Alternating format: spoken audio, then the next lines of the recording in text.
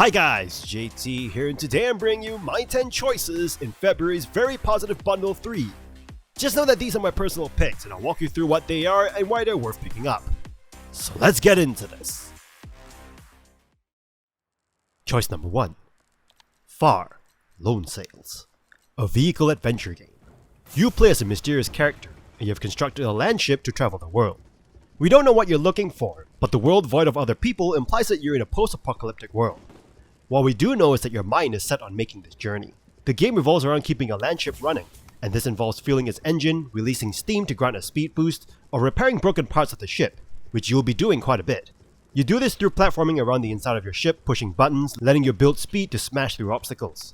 You'll eventually come across gates you cannot smash. In this case, you'll have to solve a puzzle that will involve you getting out of your land ship to figure out how to open said gate. You'll also obtain new parts, adding extra elements of play. The scenery that you encounter really tells the lore of the world with its rusted tankers, vacant villages, and ruined industrial areas. This game is great for those who love managing what essentially is a moving tank, peppered with some puzzles. It would have been great if local co-op was available, so you can manage this ship together with a friend, but one can only hope. Choice number 2. Astronarch, a roguelike auto-battler adventure game. The story of Astronarch is quite simple, the basics that is. There's an evil overlord, and you need to create a party that can kill him. There's a mysterious figure giving you advice along your adventure. You unlock more party members as you progress through the game. Each party member has unique skills that you'll need to consider in each run to increase your chance of survival. The cleric, as an example, is one of the few healing units available in the game, which you'll most likely bring along for many runs, as healing items are quite hard to come by. The gameplay loop is quite fun. You start with 3 warriors on your side and 8 spots to put them on. Certain heroes have bonuses when placed next to others, and certain items will do the same. You can further increase the abilities of your champions by using ability orbs, unlocked by defeating powerful enemies. Combat is an auto-battler, so you cannot influence who you attack, but before each battle you can move your units around to influence who gets attacked. Standard runs will include events and shops on top of enemy encounters. Events like running into an altar or stopping a mugging on the street gives life to the world, rather than just being an enemy rush. Shops sell a selection of items and abilities to upgrade them, which you'll need to use effectively to ensure your survival. This game offers a fun gameplay loop, just don't expect too much from its graphics, as it is quite simple. Choice number 3. Cosmic Star Heroine, a JRPG that is a throwback to the 90s. You play as Alyssa LaSalle, a top agent at the super secret Agency for Peace and Intelligence. One day, you uncover a horrible conspiracy, forcing you to go rogue to save the galaxy. However, it seems like everyone and everything is out to stop you. While this game took heavy inspirations from 90s JRPGs, there are plenty of new ideas here, like how all of your playable characters are extremely customizable. This makes combat a lot of fun. The combat features a ton of systems, like how every few rounds a character goes into a hyper state and can do considerable amounts of damage, or how every attack is worth a certain amount of style, represented by a percentage under the character's hit points. Using a burst attack drains the style meter, but increases damage and healing significantly. Different abilities can be accessed by equipping different shields, weapons, and items. Additionally, a personalized accessory for each character can augment certain abilities or change how they work. Enemies have different weaknesses depending on their types. There's definitely a lot to keep track of, but it never really feels overwhelming. There are 11 playable characters, with a party of 4 that you can bring into battle. Your party is healed after each battle, so no need to stock up on 99 potions just to heal. Each of the 11 playable characters is unique, and figuring out the best party combination to murder your enemies with is a lot of fun. The story is written quite well, with plenty of humor, likable characters, and references to other games and pop cultures like Sonic and Resident Evil. While this game is not as long as most classic JRPGs, lasting about 12 hours or so, it is still a solid and fun JRPG. Choice number 4. Buddy Simulator, 1984. You play as yourself in 1984, and you're trying out a friend simulator in a virtual world. The AI is programmed to be your buddy with the main purpose of trying to keep you entertained with whatever it can come up with. You start off with just some text on your computer screen, playing hangman or rock paper scissors with your new AI buddy.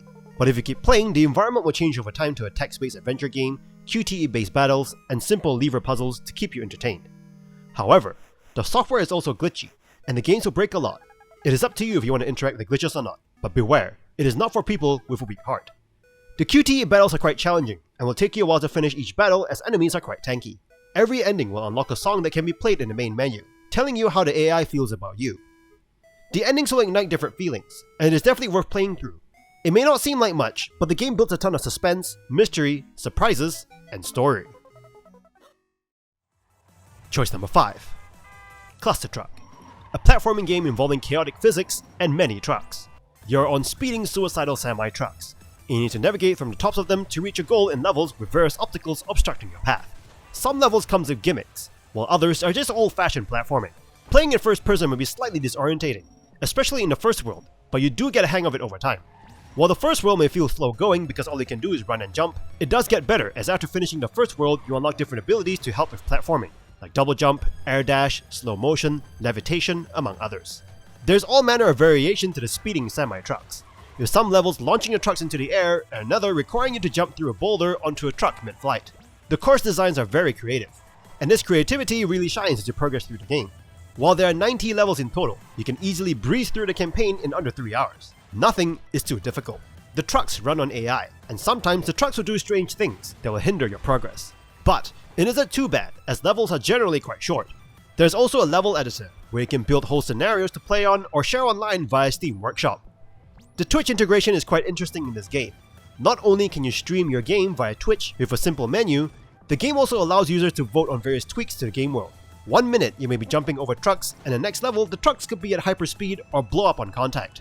There's plenty of creativity in Clustertruck, and the ability to share and interact with other players really makes this game fun and different, and I would highly recommend picking this up. Choice number 6. Nomad Survival, a 2D auto-attacker bullet hell roguelike, similar to Vampire Survivor. The basic gameplay loop of this game is as follows. You choose your character and murder droves and droves of monsters, level up, choose new abilities and weapons, continue murdering everything for 30 minutes, then fight the big bad boss to progress to the next level. Your screen will get quite hectic as monsters swarm you, thus it is also a bullet hell. Each character has their own fun and unique abilities like the ability to create a damaging shield or summoning the dead who will fight for you. Modifiers in this game keeps each run fresh, like doing double damage but you can't heal, or having damage done over time. You can even change the game's speed if the existing speed isn't hectic enough as it is. So if you're into murdering tons of monsters through a chaotic landscape with tons of modifiers, then this game is for you.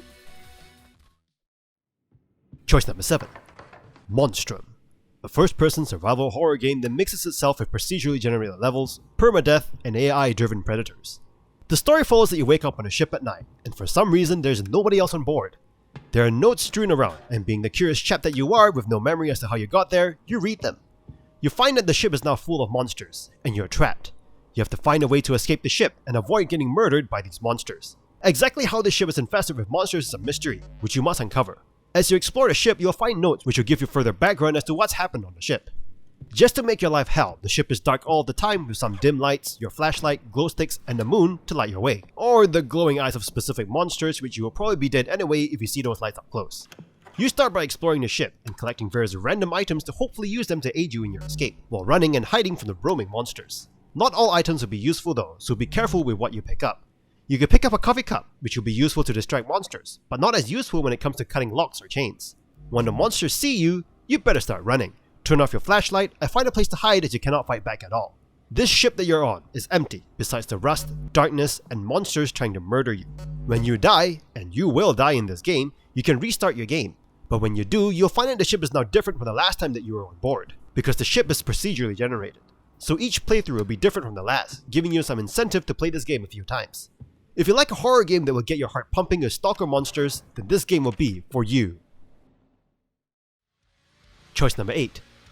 Deadly Days, a unique strategic roguelike set in a zombie apocalypse. The story is fairly straightforward. You take control of a number of survivors in the hopes of stopping the outbreak once and for all, and that's it. The gameplay is simple. You move your characters around a fairly small map, looking for loot while defending yourself from hordes of zombies. Once the area is cleared, you drive back to your home base to count spoils of your supply run. The looting mechanic is also simple. You choose a building, send some of your characters into the building while you fight off mobs of zombies. Your characters will automatically shoot zombies for you, and your job is to point them in the right direction and tell them where to go. This game feels more like a management simulation game with emphasis on apples. Apples are used in pretty much everything from leveling up your character and weapons, and also keeping your survivors fed. The zombie hordes are not to be underestimated, especially as you get further into the game. Zombies at night are even harder as they become more wild and feral. Luck plays a heavy role in this game. You may get a powerful zombie spawn, like a spitter or bomb zombie that will quickly end your run. To help curb this, you can use power-ups that you can acquire, like airstrikes, but relying solely on them will not get you out alive. This game offers a fast-paced gameplay, varied weapons and characters with an actual story progression. Even though the RNG aspect can be quite frustrating sometimes, along with the constant micromanagement, if you want a game to kill some time, you can definitely pick this up. Choice number 9. The Corridor, an experience about the relationship between player and game, which will remind you of Stanley Parable. The concept of the game is simple. You start in a corridor with a door at one end and an orange button at the other end. You must walk to the button and push it for something surprising to happen. Every time the button is pushed, the game closes out, and you must restart the game. Upon restart, you'll be provided with a surprise. Progressing further into the experience pushes things to some crazy heights, crossing over into other genres in amazingly weird ways. This game has a bag full of surprising tricks. Each little twist, each wrench thrown into the works is a pleasant surprise, and you definitely don't want it ruined, especially since the whole experience will only last about 20 to 30 minutes. Sometimes, the corridor will even expand to have a right turn with a surprise as you walk towards it. It is definitely one you should experience yourself. This game can be enjoyed by everyone. You don't need to be a master at puzzle solving, score any headshots, nor have any understanding of anything about the game. This game will surprise you, and I would highly recommend it, especially if you like a bit of humor or games like the Stanley Parable. Choice number 10. Divekick, a 2D competitive fighting game. At face value, Divekick seems to be a parody of fighting games. Every character is a goof on either a real-life member of the fighting game community or a character from another fighting game. Going deeper into the game, you'll find that this is a fighting game that takes itself very seriously. Combos, traditional character movements, blocking, and life meters are out of the equation, leaving room for you to focus on strategy.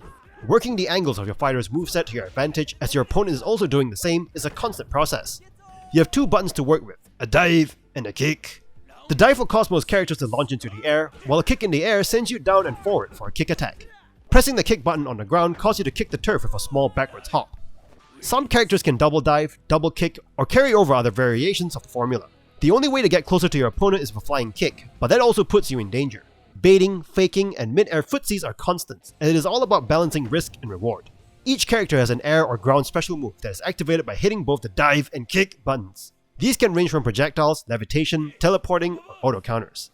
Using special moves costs you some meter that can only be built by dive kicking. Landing a kick on your opponent's arms, legs, or body will instantly win you the match, but kicking them in the head not only wins you the match, but they start the next match dizzy, slowing them down and limiting their ability to build their meter. You can also increase the stats with gems that can increase your jump height, movement, or both. This game is unique in that it deconstructs fighting games to a dive and a kick, and is all about strategy, baiting, and timing your movements. It levels the playing field amongst its fighters. And that's all for this bundle. This bundle is great for some amazing casual games. Given that it is so darn cheap, this is actually an awesome buy. Anyway, don't forget to like and subscribe, and I'll see you guys in the next video.